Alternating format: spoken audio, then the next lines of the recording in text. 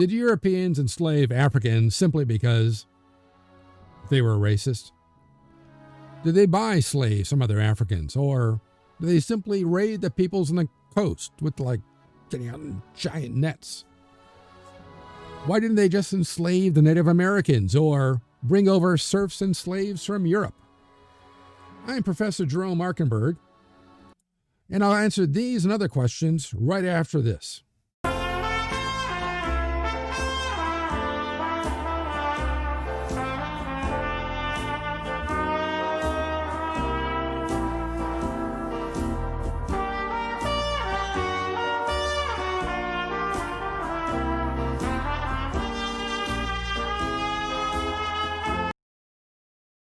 Hi, Professor Ark here, and I've been teaching a wide variety of history courses at colleges across this country for the past 30 years. In this video, I'm going to tell you all about what led Europeans to enslave Africans, the start of the African slave trade, the connection between sugar and slavery, and the impact of slavery on Africa.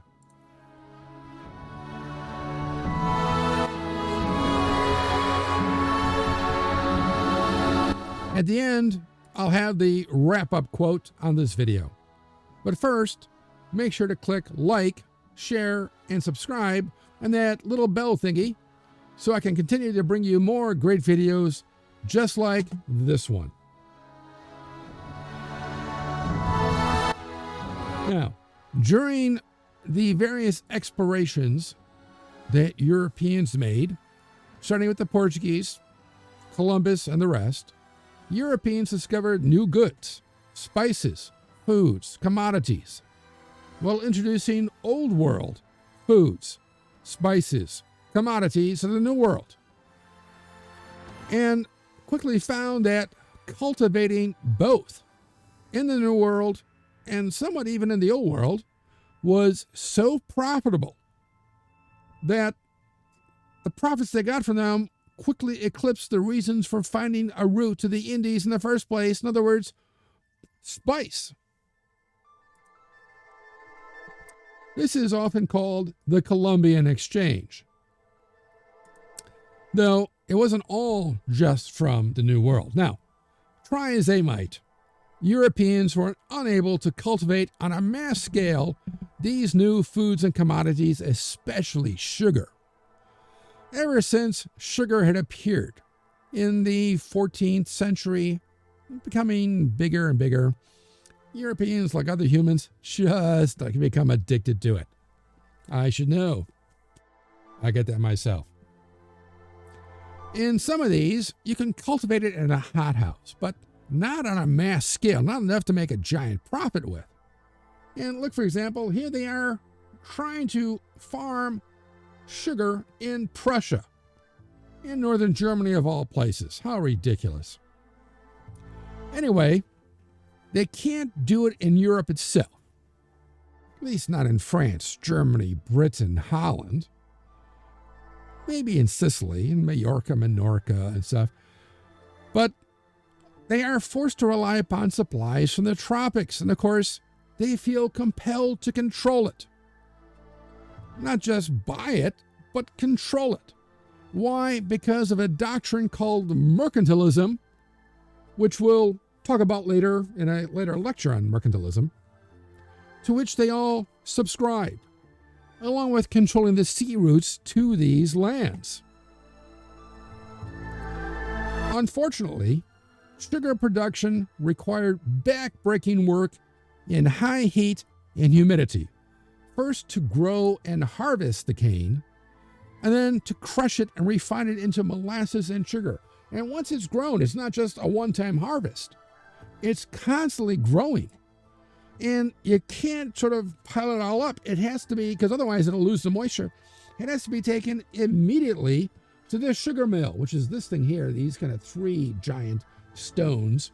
You run together and it crushes, takes all the juice out. Because if you let it sit for a while, it dries up. So that's the problem. It has to be done quickly, and it's being done all the time. And it's high heat and humidity. And the Europeans, they're just not used to stuff like that. Now, the trouble is, they first tried to start it with Native Americans, the Taino Island Indians, and then the Caribs.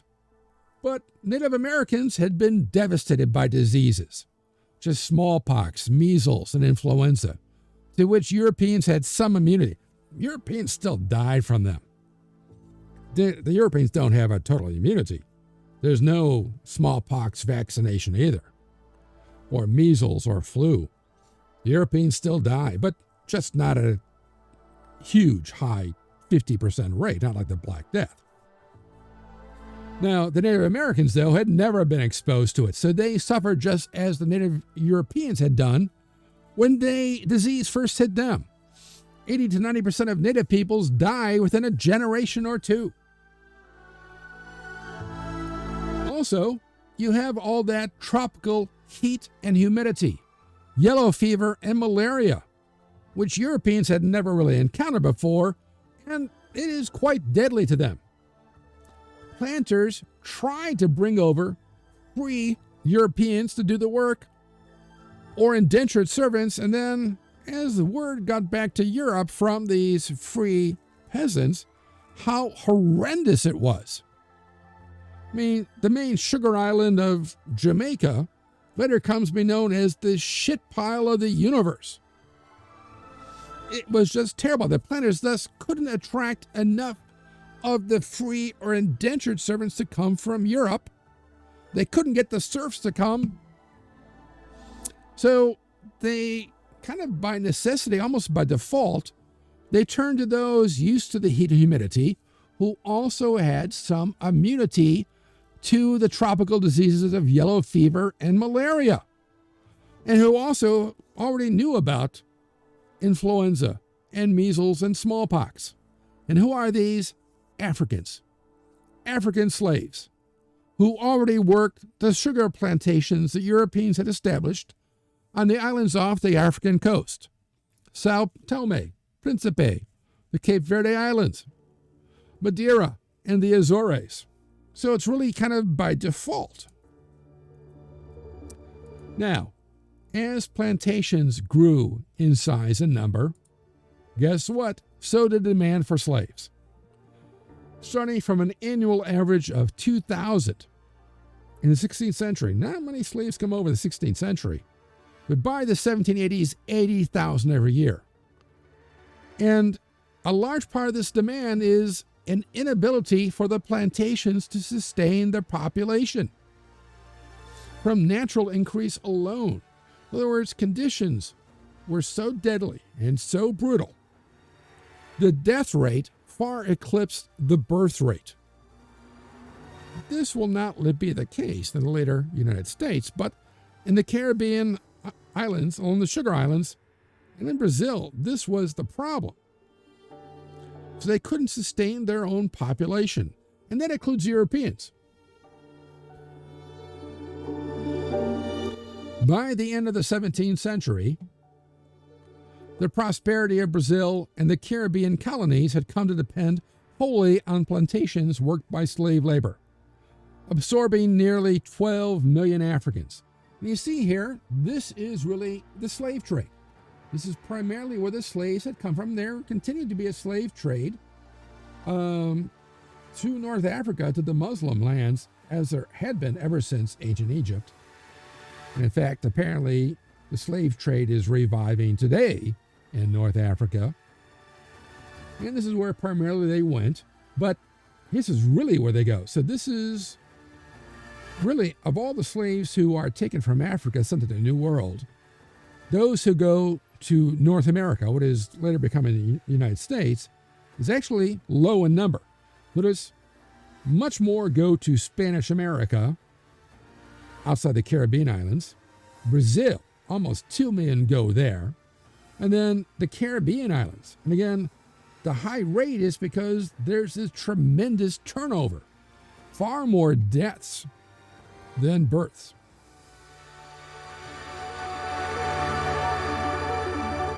So, eager for profit?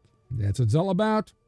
English, French, Dutch, Danes, Swedes, and even, oh my God, the Prussians turned to the African slave trade. establishing or seizing forts from each other on the West African coast. And these would change hands quite a lot. I mean, look at this thing here, Goree Island, or Arguin. Goree is first Portuguese, then the Dutch, then the French, then the English, then the French again, then the British again, then the French again. Arguin, Portuguese, Dutch, French, Brandenburg, that's the Prussians. Dutch again, and then the French, and the same for all of these.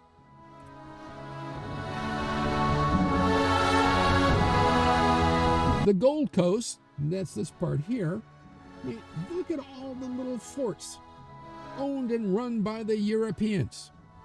This had the greatest density, and they were all fortified, not against the Africans, but against pirates and each other. Because the Africans, they had the key. To keep the Europeans in line, they could simply cut off the slave trade. The Europeans are not running into the interior as they did in Congo under the Portuguese. For that, see my lecture on the quest for spice. They had to buy it from the native tribes in the interior. And if the native tribes thought you're coming our way, they just stopped selling. Now, as I said, in Congo and Angola, where the Portuguese slavers were amok, the slave trade, however, had little impact on the West African kingdoms. Though obviously it severely impacted the millions shipped off to slavery and the families they left behind. 4.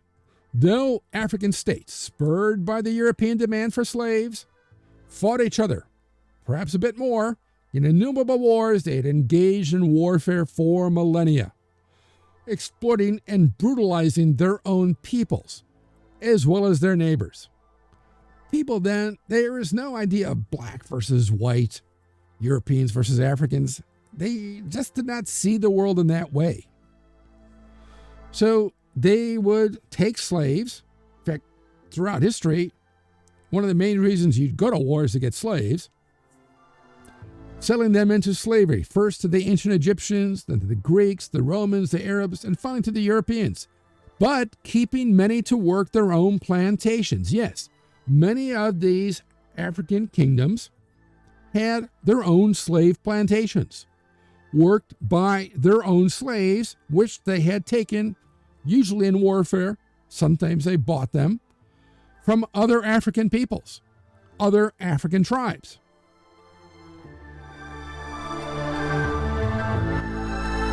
So the key thing to remember here is, in less than 3 centuries, European greed, taste, and especially addiction to sugar revolutionized the world economy, as possessing gold and silver became less important than the growth of trade, of which, of course, African slaves formed a key part. But textiles, shipbuilding, banking, insurance, and weapons makers all prospered together.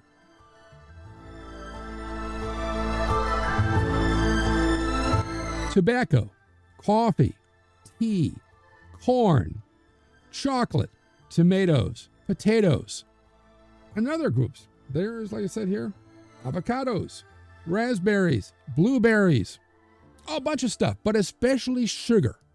Sugar, amongst others, revolutionized taste, habit, and housekeeping across Europe. In styles and furniture, pottery, dress, and clothing changed under influence from India and China.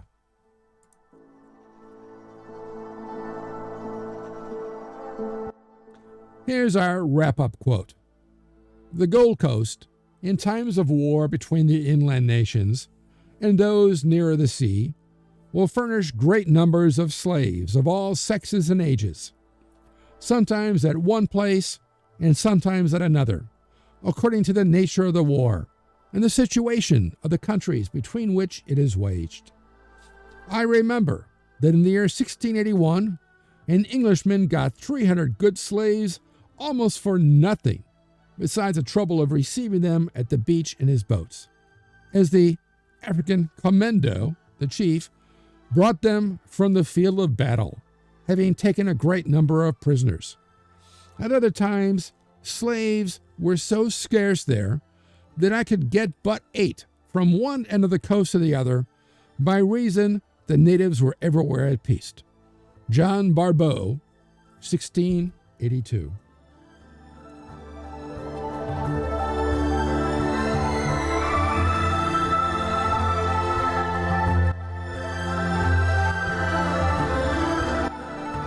So, let me know what you think of this quote, whether it's true or not, in the comments section below. Also, what you liked about this video, and what other historical topics or subjects you'd like to see in future videos.